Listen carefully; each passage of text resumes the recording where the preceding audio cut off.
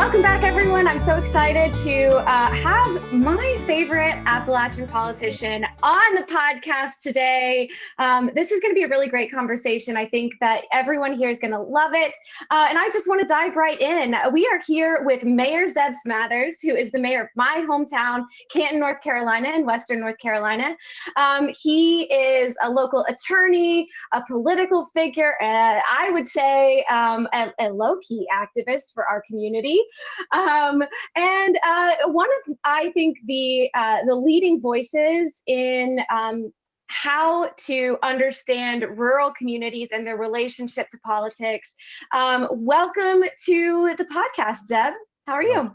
Oh, Callie, I'm honored to be here. Like I said earlier, that is a tremendous burden to have, being your favorite and all the wonderful. Not just, well, I hate the word politician, but Southern statesmen throughout the Appalachian Mountains and across this country. So I will try to honor you by not saying anything that embarrasses you. More importantly, embarrasses your mom and dad. Fair enough. Yeah. Well, first of all, thank you for putting up with Callie. We did our time down here in Haywood County. So thank you for adopting Callie and taking care of her. Yeah. No, I definitely feel like I've been able to have this new family. I'm so excited to bring you into the fold. So first of all, I really would love for you to just talk about Canton. I love hearing you talk about Canton, and I would love to hear about your relationship with the town, and just anything you'd like to tell us about Canton. Yeah, I have a 2-year-old at the house, Stone. He is the 9th generation Smathers to occupy these mountains. I was lucky to find a girl I was not related to marry, from the same cove where Callie lives, up in Henson Cove. And so we've been here for a while, and this community has been so good to me and my family, more than I deserve. I'm sitting in my granddad's supermarket. He had the first modern supermarket that lasted through the late 80s, but he wasn't open on Sundays, didn't sell beer. And then, like so many southern towns across, especially North Carolina, we got wiped out because of the Walmarts and the interstates, and a premium was put on box stores. And only recently have we rediscovered who we are. And, I don't mean to make self-serving, but for a long time, we tried to figure out who we were, and we tried to be something that we're not. We tried to be Asheville. We tried to be Hendersonville. The moment we started to be who we are, and that is a blue-collar manufacturing town. We're a paper mill town. Evergreen Packaging employs about 1,200 jobs here in Canton and Haywood County. Something magical started existing, and I will give props where props are due. Our anthem and sort of inspirational eureka moment was Balsam Range's Paper Town. Nothing I'm going to say is going to sound better or be more eloquent than that song. But we said, yeah, we are a paper town. And I'm a big believer, especially in the South. We can smell if you're being sincere or not.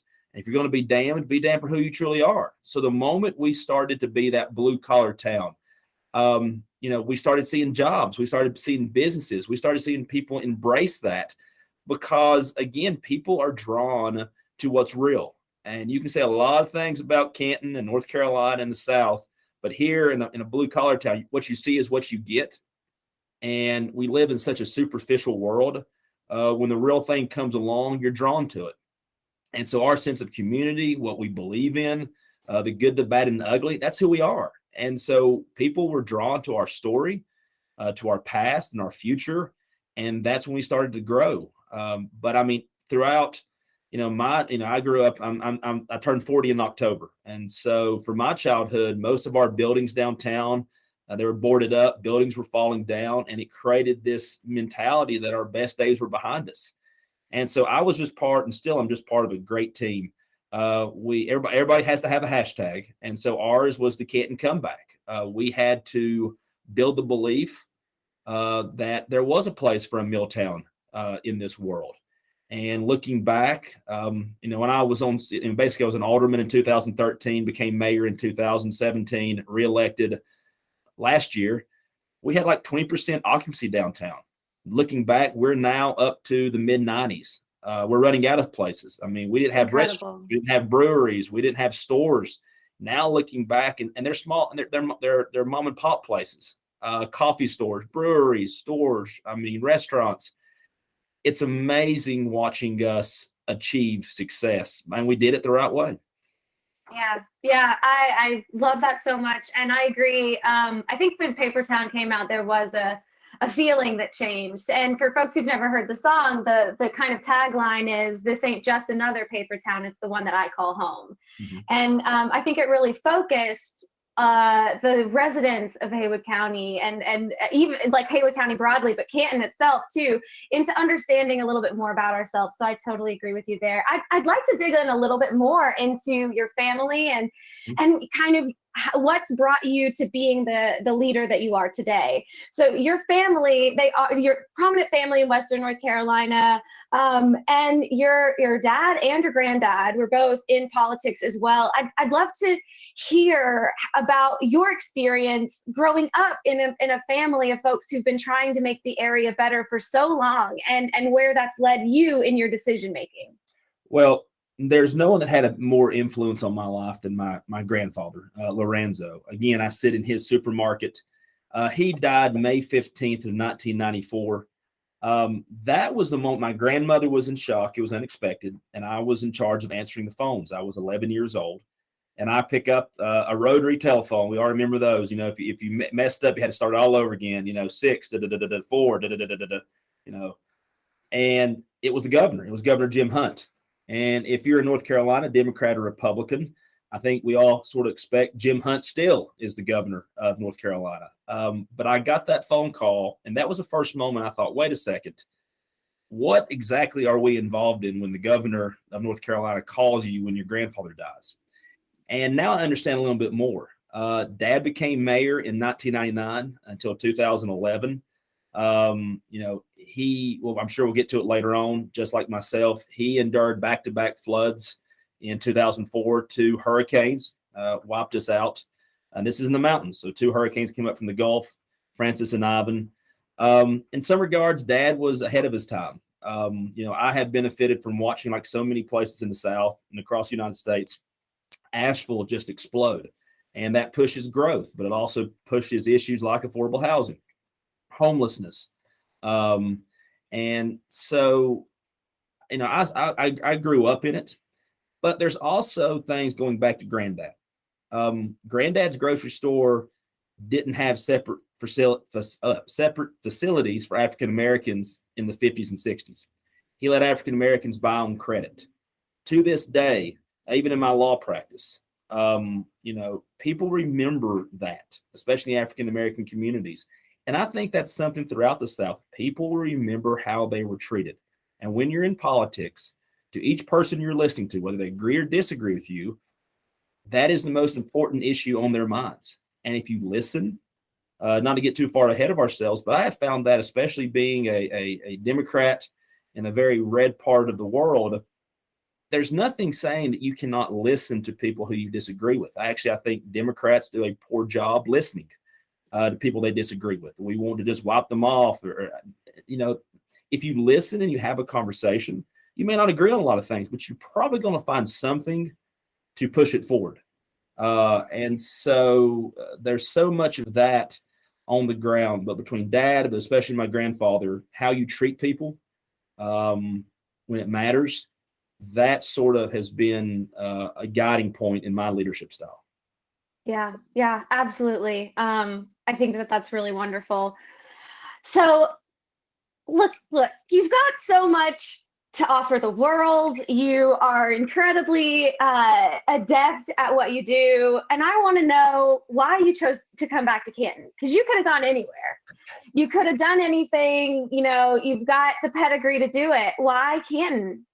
Yeah, I mean, and again, I graduated Pisgah High School in 2001, go Black Bears. Then I went to Duke undergrad and then law school at Carolina. So I'm a mutt. I'm the best of both blues. Wow, so who do you cheer for when they play? I knew this was coming. You know, I have to ask. This makes, you know, this is going to anger a lot of my Duke friends if they don't already know it. I mean, I grew up a Duke fan. Dad played football at Duke in the 70s. So I grew up a Duke fan. I met some wonderful people, some very dear friends, even today at Duke, some of the best people I've ever met. And it opened up. I was able to travel around the world, etc. But I'm also going to be honest, and I saw this at Carolina too, but more at Duke. It was the first time that I saw elitism. I saw people and attitudes that shocked me. Even growing up as an attorney's son in a mill town, if that mill worker doesn't get paid, if that ditch digger doesn't get paid, you don't get paid. Growing up in a small town inherently gives you a sense of purpose and equality, because you have friends. You can't grow up in a place like this and get along without having friends from both sides of the tracks and differing opinions. You just can't do it in a small town. But there are areas in this world you can be very isolated. And I came across people, some didn't know any better. I think some did. And how they treated people. There was an arrogance, there was an elitism, and there was just being out of touch. And I'm not trying to be mean. It just really shocked me. But then again, I probably went with a chip on my shoulder, thinking I had everything figured out as an 18-year-old from the mountains of North Carolina. But I felt more home at Carolina. And so I had to come to Jesus meeting with my father. I said, look, I'll still pull for you in football, but I'm switching. I'm pulling for Carolina. And this was when Roy Williams was coach. He's from the Asheville area. Anybody who uses dad gum in a press conference is a man of my own heart. So nothing against Duke. I just felt more at home at Carolina. And I spent a lot of my time at NC State and UNC and Appalachian. My sister went to Appalachian State. So I'm blessed to go to both. But, my Duke fans, I've been called a lot of names, and I'm sure that will continue. But I can pull for both. I went to both. So. I want to pull us back, though. Why Canton? Oh, yes. Well, I mean, again, I think this place has been very good to me in my home. And I think you have a responsibility. And, I'm a big believer. I disagree with one of our favorite sons from Asheville, Thomas Wolfe, who says you can never go home again. I disagree. I think you can always go home, but you can't always leave. And so I think that there's an importance that, especially when you grow up in communities and the churches and the schools, and you're provided all these wonderful talents and opportunities, that you give back. I don't care where you are. I always feel you can make a difference and give back in some way. And there's inherently a responsibility to do that. And for some, it's not returning home. But for me, it was, because, these are the people that I wanted to fight for, not just in my law practice, but building back a place, because I just knew that we could do better. It was hard, trust me, going from the bright lights of Research Triangle and all the fun of Chapel Hill and Durham to come home. That was difficult. But at the same time, this is when Asheville was changing. This was 2008 when President Obama, visited Asheville several times, his favorite barbecue spot. And so, where Canton's located, I'm 20 minutes from some of the best restaurants and music venues and breweries in the country.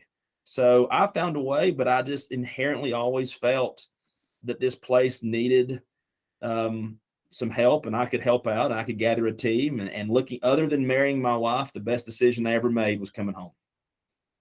I love that. And I think Ashley would agree. At times. So I want to kind of get into the politics of it. And I know that we all try to walk these lines, but I think you do it better than anybody. I want to hear about your approach to messaging and your first run for mayor versus now. What's changed, and how do you, let's say the elephant in the room, you're a Democratic mayor in a county that went 62% for Trump.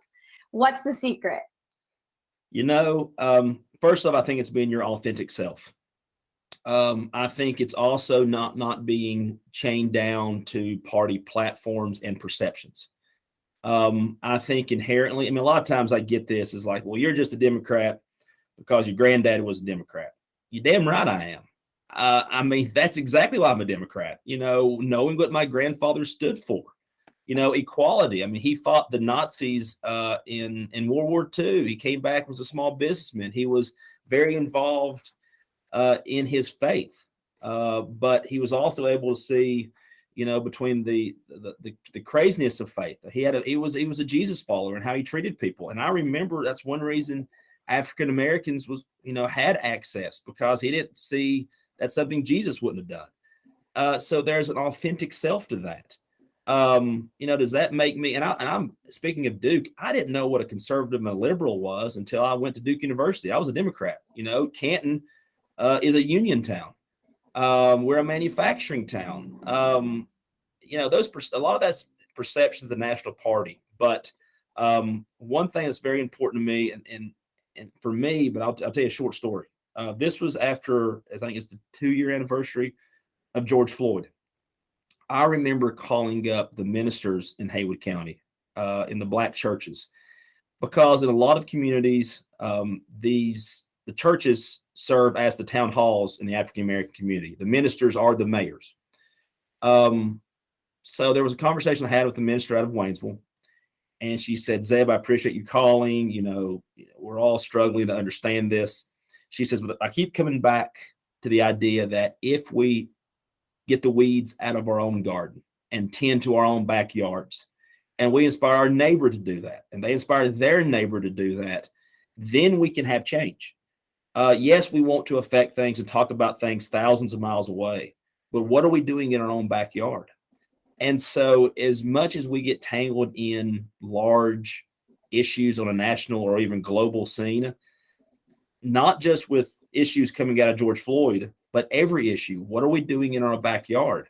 So when there's an issue, I can have those conversations. But I've also found I'm a big local government guy. To me, it is the most closest to the people. It is a form of government that is most responsive. And they really don't care what political party you are. If your garbage is not picked up, they don't care what party you are. They know they will stop you in the grocery store. They know what church pew you sit on, and they want to know why your garbage is not picked up. So inherently makes you more practical than political, and you're able to cut through some of the partisan rhetoric. I mean, right now, currently, our local representative wants to make our races partisan. And I said, we're going back and forth, and I hope that bill doesn't, do that. However, I was very blunt. I said, if partisan politics was such a good thing, then Washington and Raleigh would be in much better shape than they are. I will bet on local leaders, Democrats and Republicans, every day, because we don't have time to do that. Just like with the floods, when we're getting people out of the water and homes and businesses, nobody checked voter ID cards. Yeah. So that's, again, one of my sort of guiding principles. And when people see that, they see leadership, and I think they respond to that. And so that there's a time and place for politics. I mean, I have very strong beliefs on things, but day to day, that doesn't come up. Yeah. I want to kind of go off on a tangent in a little bit of a way. I expect you would. So. So I want to talk about the floods and particularly your role in that and how partisan politics really hurt our town. Mm-hmm. I know that you have a pretty harrowing story of what happened in the floods. And I would love to just talk about that and touch on how the recovery is going as far as politics and representation goes. Yeah. So August 17th, 2021, we were expecting a lot of rain. We were monitoring the river, the Pigeon River, which runs through Canton's our lifeblood to our paper mill in our town. And also part of, played a big role in our comeback, people using the river for recreation, outdoor tourism, etc. And we started about 3:00 that day. We started getting alerts that we were suffering major flooding. We were watching retaining walls break. We were being cut off from the interstate. Really bad, really quick. I've never, I was standing down by the river and it was rapidly increasing, but then it started to wrap around almost in a supernatural way. I'm at one point, and I hate telling the story because a lot of people were doing it, and especially our emergency services, and I expected plenty of people did this. I mean, I had to jump in the water at one point. There were houses because it came up so quick. On a personal level, my sister lost her husband 2 weeks earlier suddenly, and then she lost her house. Watching your town and your sister go through that in a matter of hours. My generation was, sort of born and bred on the West Wing. There was a moment. I mean, anybody watch The West Wing knows that it's called The Two Cathedrals. That episode where President Bartlett is in the cathedral having a showdown. Now, President Bartlett did it in Latin, and it was much more eloquent than I was. But there was a moment walking back. I parked my Jeep at our church, and there was a moment because at this point the sheriff called me, said we were expecting 60 dead. Turned out to be 6. 6 is too many. But we were devastated. I mean, we didn't know if the paper mill was going to survive. I mean, it was chaos. I mean, there were stories of people being washed down the river, grabbing branches, tying themselves up with their belt. We're talking over 300 homes. Our businesses, our football stadium, our town hall, police, and fire department wiped out. I mean, as a mayor, when you're sitting there and watching a police cruiser float down the river, that's helpless. But then immediately we started to respond, and that's not surprising. One of the things that I hold dear to my heart, but to one certain individual, that I guess now I can talk a little bit more freely about, truly there was a bipartisan response, and it's tragic. It takes a tragedy to bring that out. But immediately that morning, I was in talks with Governor Cooper, Democrat, Senator Tom Tillis, Senator Burr, our local delegation of Democrats and Republicans. People were coming to aid very quickly. FEMA took weeks and weeks to respond. I mean, it was a situation. I was just calling the White House, talking to anybody and everybody, and that took too long. And I think part of leadership is just because you're a Democrat doesn't mean you're always correct, and doesn't mean things we can do better. And so it was frustrating with President Biden, like, why our people are suffering down here. We need this declaration, but I also knew FEMA was not going to be a silver bullet either. But our citizens, whether Democrats or Republicans, deserve every resource, every opportunity as anybody else has in this country when a disaster hits. The one person that was, other than one phone call, and I called him back, never heard back again, was our soon-to-be ex-representative Cawthorn. I know Callie wrote some very strong but fair words. I remember the night of the floods, he was tweeting conspiracy theories and smoking cigars while Canton and Crusoe, they were underwater. So I think Callie has the receipts. But I do. I understand that, but I don't have time for that. And again, I have tried. One of the legacies I want from the floods is we saw and continue to see people working together across the partisan divide to help people. And once you witness that, even if it's for a slight moment, we don't have to accept the toxicity that exists in this nation when it comes to politics and gridlock and just this back and forth. I worry about it. As Eisenhower warned us of the military industrial complex, I think that we're witnessing on both sides the political industrial complex. We have a lot of people making a lot of money trying to divide us. They don't care about solutions. But when you see leaders respond, local, state, and federal, of different parties, then when you see the circus come to town and the back and forth, you should call it out. I mean, it is one of those things, I think, getting us where we need to be in this country is calling out the nonsense and knowing that we can do better and not having to accept this tribal warfare that we find ourselves in. Yes, there will be disputes. I'm not asking kumbaya, we're going to agree to everything. But nothing's getting done. We got major issues out there and people are suffering. And the status quo is not good enough. I mean, I think that's one of the lessons coming out of Texas last week. The status quo is bullshit. We can always do better. And this idea that we keep seeing things, not just in school violence, but other issues, and we just keep going on and on. There's no changes. You can always do something better. And so I think that's one of the important lessons out of the flood. Yeah, I mean, so in some regards, it was a very bipartisan, continues to be, but you also saw the ones that wanted to play, the normal, help the ones that help you. And I don't have time for that. And neither did, and obviously a few weeks ago, neither did the voters of the North Carolina. That's right. So, thank goodness. Yeah. I think you highlighted something that's really, really important, which is, first of all, flooding is terrifying. And when you're faced with it firsthand, there's nothing quite like it.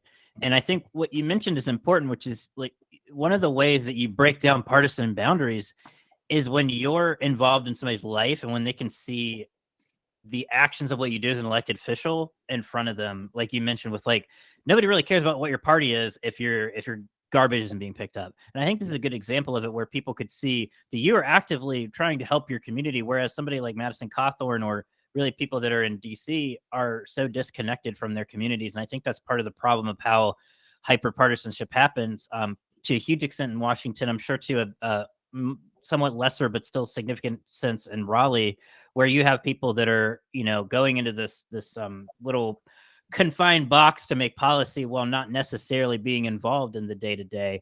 I think that's really interesting, and I'm wondering how you can kind of, what lessons have you learned from that as an elected official to try to break down those boundaries? I know that you've touched on it a little bit, but I just feel like it's so important to hear from somebody who has been involved in people's lives in a very important way. Again, as I say, as mayor, there's days we cut ribbons and days we have to hold people and say, Zeb, we have nowhere else to turn. And I think a lot of places in the South, people still turn to their elected leaders, whether they voted for them or not, and say, I need your help. I don't know where else to turn. And thank goodness they do that, because I think for most people out there, they believe that elected officials, despite your party, can do good.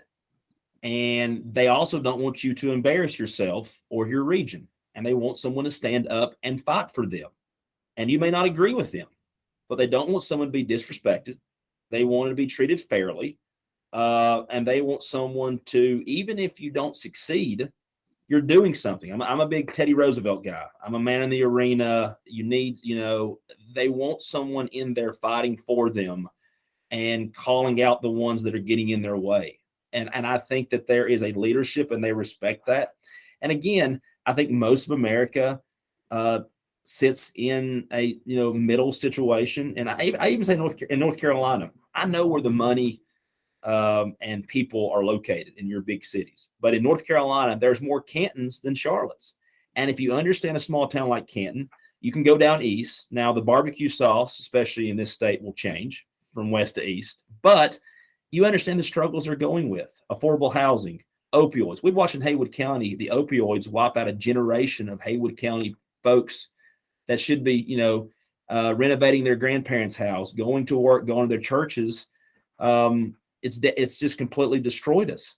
The opioids have affordable housing. All of these issues that you may disagree about the inherent policy of, but if you start at a point of cooperation and understanding and listening, you may not get all the way there, but you can agree on something that produces something. I think people just want you to get things done and accomplished. And I think when they look to Raleigh and DC, and sometimes they'll put one party in the other party, in their own lives, they're going through things. They're suffering challenges, and they have to put food on the table. They have to pay their bills. They've got to educate their children. And so you look at places of power and think, well, why can't y'all? And that's a good point. Why can't we? If we expect our citizens, our fellow citizens to do it in politics, we should be getting the job done too. Yeah.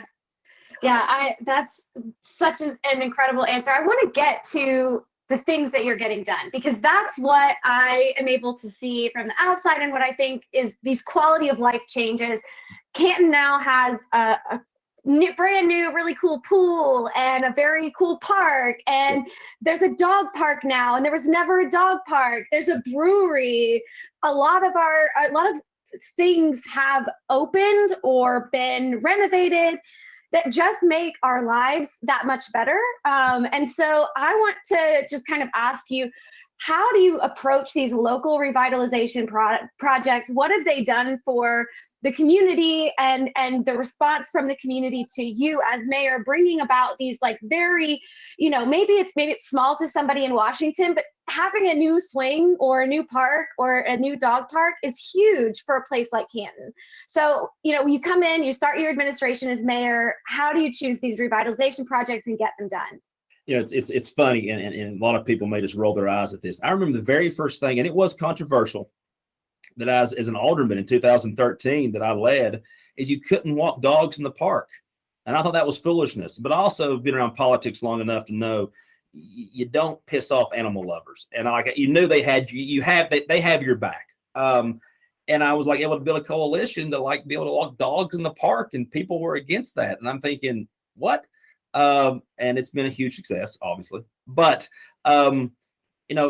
it's even in a post-COVID world. I think that there is a premium on putting smiles on people's faces, no matter, especially with recreation or even shopping in a small business, no matter what you're going through. If you're able to go someplace, a playground, a park, and for a few minutes smile and forget what you were dealing with before you got there, I think there's a premium there. But I think sort of what guides us in some of our policies, it's on a larger level, is, in Canton, especially being close to Asheville, and want to be who we are, how do you bring in new people, new ideas, new investments, but you don't change who you are? You preserve our history, our traditions, but you evolve. For example, with the paper mill, when I was an alderman, we shifted one of their coal burning boilers over to natural gas.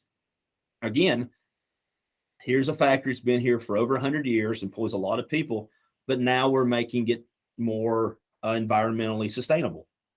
Outdoor recreation, we just opened up Chestnut Mountain Park. It's been 450 acres. It was going to be a rock quarry. We were gifted that by the Southern Appalachian Conservancy. We've turned it to a world-class mountain bike. We've been, as Callie, we've been running these trails, bikes, trees, jumping, creeks, our entire childhood. But now people are discovering that. So again, you've embraced outdoor recreation, and tourism, which is a huge new money maker for people in North Carolina. You also preserve the mountain, but you're not different in who you are. You concentrate on small businesses. Yes, you want to land that, and I put a premium on jobs. But for America to work, you still have to build things. Tourism and service is great, but you got to have manufacturing jobs. It creates a mentality, but it also allows us to go in our community colleges, into our high schools, and start saying, look, I appreciate a good, literature and mathematics, but, give me the welders. Give me your construction people. Really, you want to talk workforce development, it starts way before they graduate high school. So it's all connected, but it comes from a source of quality of life, a hard day's work.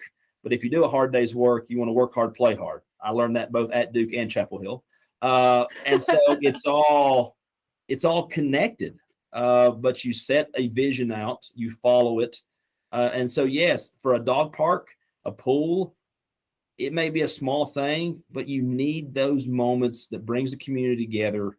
You put some smiles on people's faces. You push them downtown, and you put a premium, not, forgetting who you are and what's important, small businesses, education, recreation. So it's all connected. But that's how we've been able to do it here in Canton. Yeah, it's really interesting. And I think it builds into a question I had.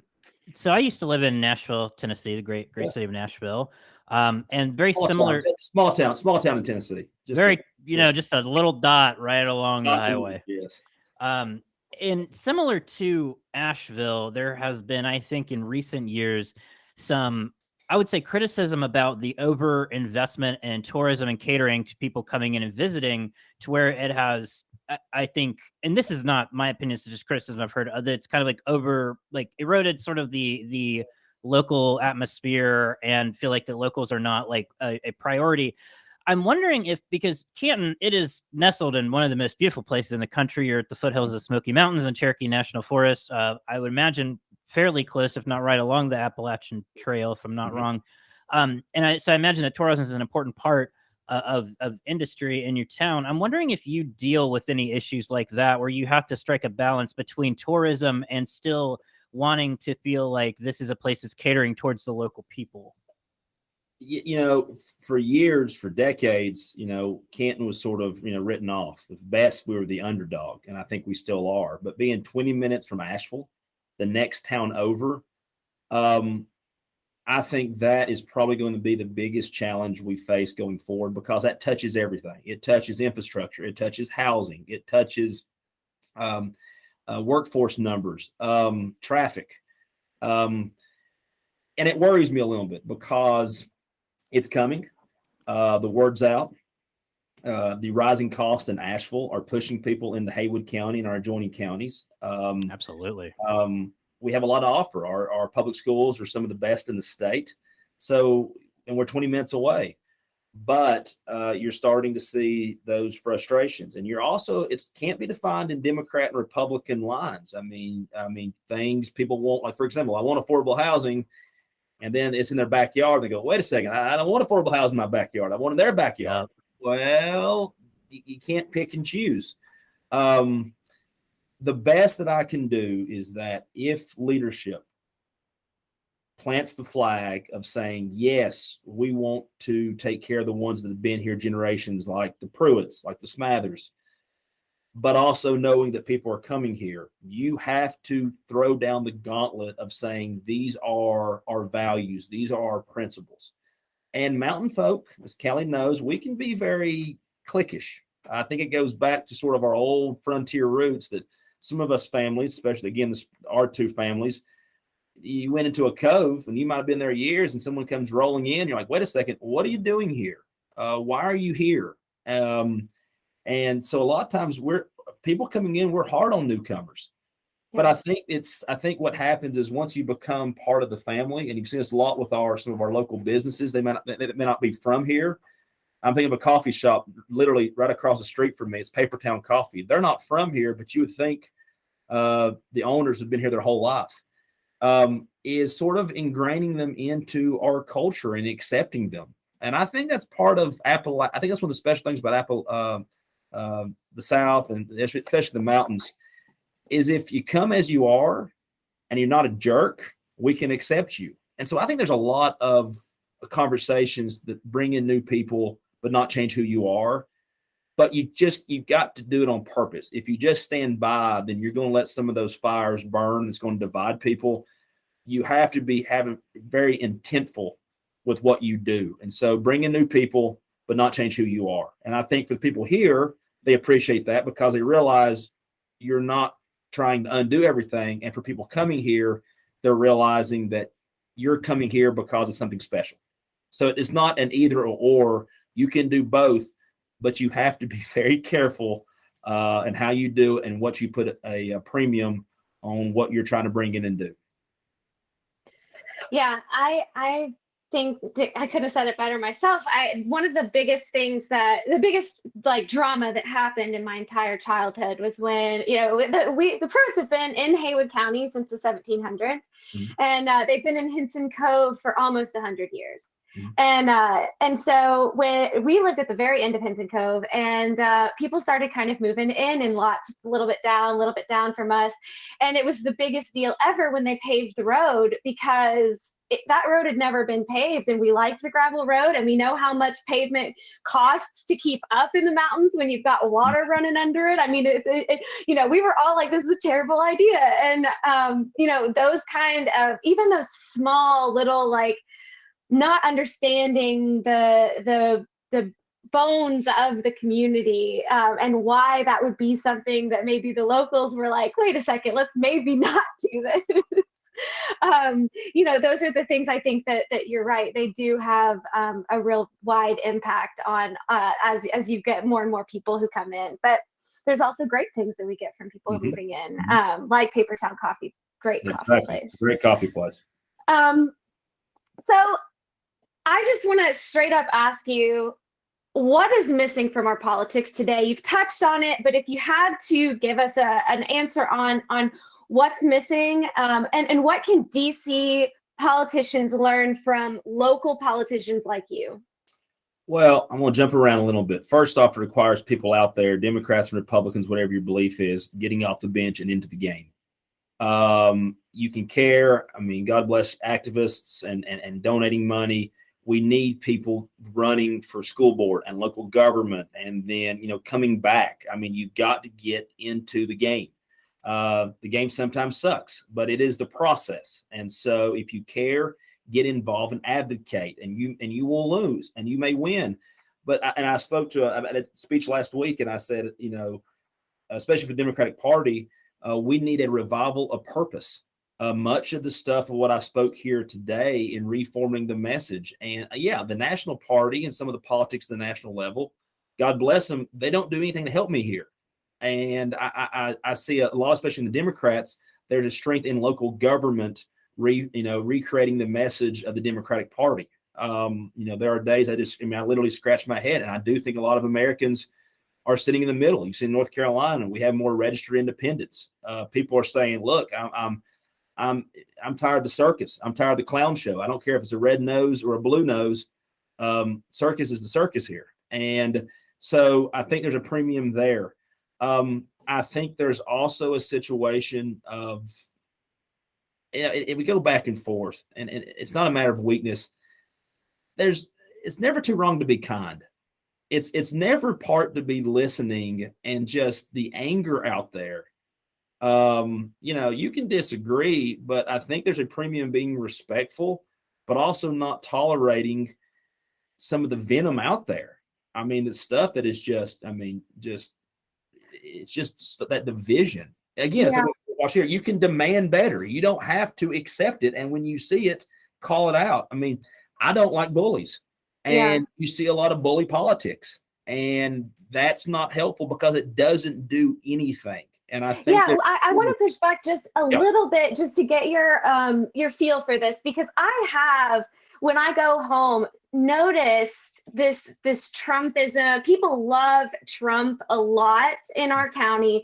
And I also, these are the same folks who I grew up with and who I've had really tough and beautiful conversations with who buy into that venom. And how do we reach folks who are kind of on that path of loving Trump and loving that bully mentality when that is against our mountain values? Well, what I go back to say, and I'm part of an organization out of D.C., the New Deal, and they brought, I forgot her name. She's a journalist for a Boston paper, and she wrote a huge book on this very issue. The secret is in listening, and understand if someone has this feeling, having that conversation, and saying, why do you feel this way? And when they do, they will show you, they'll give you insight. And then once you have insight, because if you just embrace people and say, well, I don't believe that, and that's crazy, and I don't like Trump and all that, you're pushing them farther into that camp. I think it's a matter of saying, look, there's no party has all the right answers here.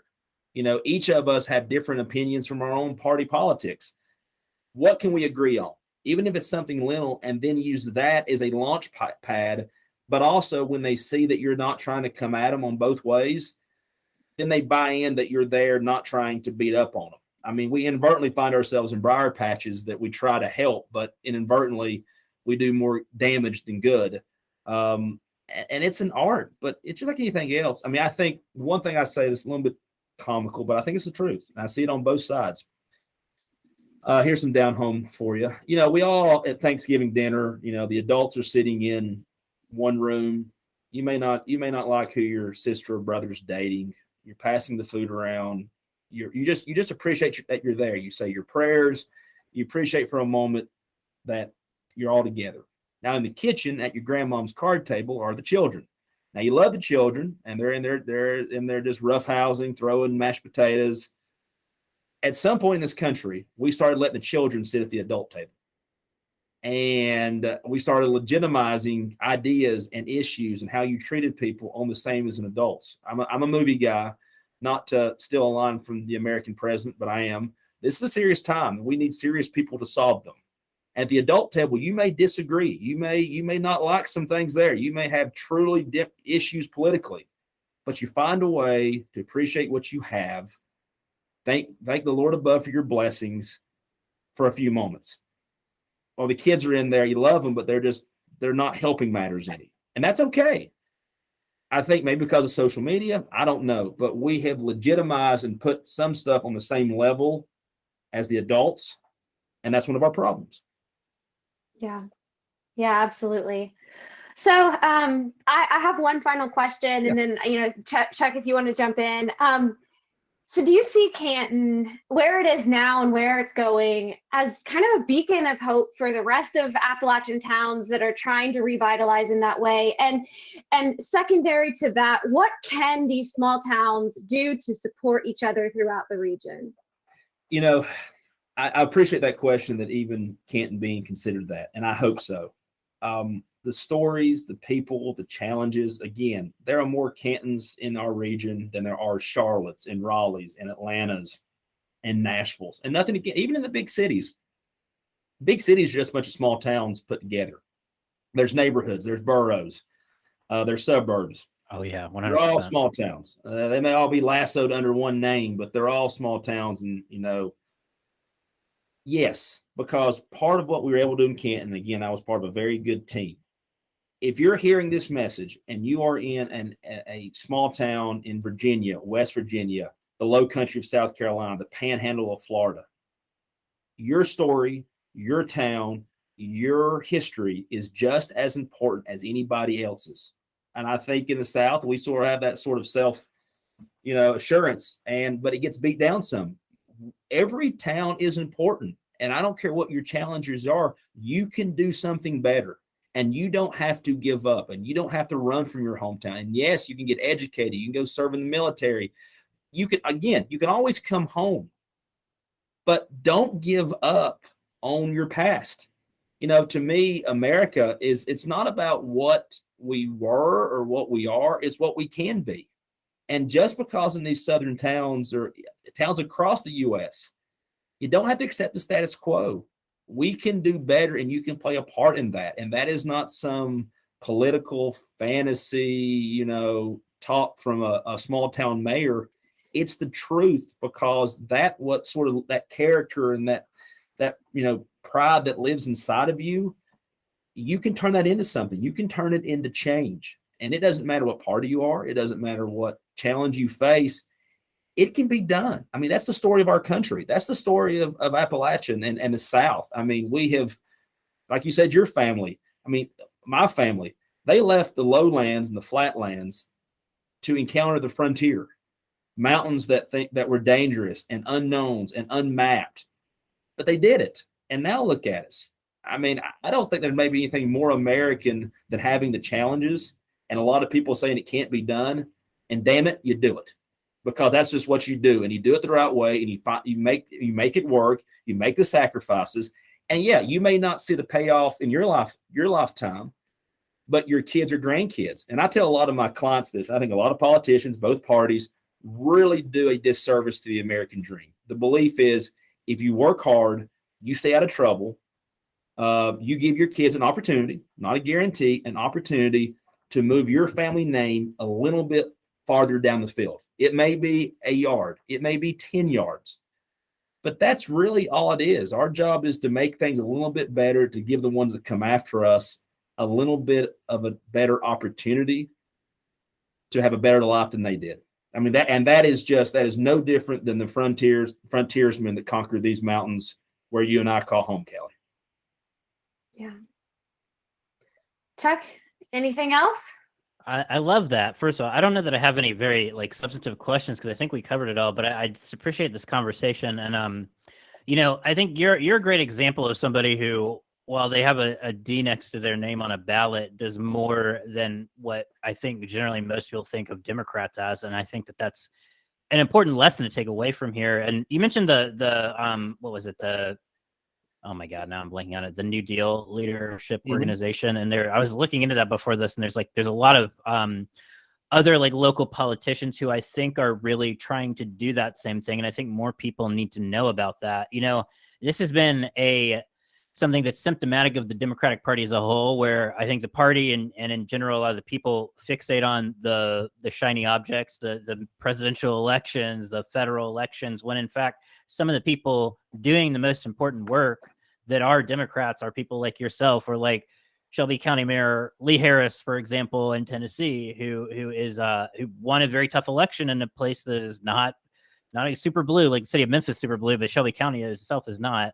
And so I think that this is an important story, because another thing and we've touched on this a little bit on the show, is viewing place as very important. And I think I had a similar feeling to, I think, a lot of people that we've talked to, where I was from a relatively small town in West Virginia, in the Chemical Valley, as they call it. And all I wanted to do growing up was get out and leave, because I felt like there was something better for me out there. I want to do something bigger, et cetera, et cetera. And I think a lot of times there's that mentality of like, there's something special about where you're from, especially if it's a small town, and it's worth fighting for, and it's worth trying to improve the lives of people there. Because it can be a really beautiful place. It doesn't have to be as big as a Nashville or even a Nashville to really matter to people. And the lives there are just as important as in those larger cities, like you mentioned. So I don't really have a question attached to that. I just really appreciate this conversation. And I really, I think this is a great example of someone being a public servant who's doing the important work while not shying away from your values. No, and to wrap it around a little bit, and again, places like West Virginia, a lot of the mountain areas, but across the South, Democrats don't talk enough about poverty. We've gotten away from talking about poverty. When floods hit, guess who gets affected by floods the most? Impoverished. Haywood County, we have a very vibrant African-American community. We're 2% minority. Okay. But guess what? I'm witnessing poverty get hit in flooding. And that may be different than down. The makeup may be different than down east. But guess what? It's poverty. It's things. It's drugs. There's so many things that unite us. But to go back, and it's weighed on me. What happened in Texas last week was the first time there was a school shooting of the kids that young, and I'm a father of a 2-year-old. And sort of to pull all this together, Democrat or Republicans, and I put this a little bit on social media. If you took your kids to school the next day, no matter what their age, or where you were, or what you believed in, and you prayed a little bit deeper, you hugged them a little bit tighter, and you drove off not knowing. If you felt that way, no matter where you are in the country, what you believe in, you inherently know there is something that can be done to make this better, that the status quo is not good enough. Because if it was, then you wouldn't be doing that. You wouldn't be afraid of dropping your kids off. You wouldn't think, well, is that door locked, or how secure is my preschool? If you did that, we can do more. And there are so many issues like that when you pass poverty, or you're watching someone go through mental health issues or opioid addiction, and you can do better. Your kids could be educated a better way, or whatever it may be. Then your job is to get involved. Again, what are you doing in your backyard? I don't care if it's in a small southern town or a little garden area outside of DC. What are you doing in your backyard to encourage others to bring about systematic change that brings us all together and makes this world better than we got it? And to me, that is not just a way for the Democratic Party to do better. That's a way for the Republican Party to do better. And that's a way for all Americans, whether you have a Southern accent like mine or you don't. We can do better, and we don't have to accept the status quo. So to me, I think that touches all the bases of the problems we see in this country. Yeah. Well, Zeb, number one, I thank you for joining us today. And I thank you for being a thought partner with me in so many of the times when I have just wanted to bounce things off of somebody. It's usually you that I'm calling. So thank you for your friendship and for being here. I'm so happy, and I know already that we're going to want to have you back. This is just incredible. So thank you very much. Well, like I said, Callie, you're part of the family. Chuck, take care of her. Don't let her get too far in that briar patch. But again, I'm just part of a good team. Yeah. So good. Y'all come visit us.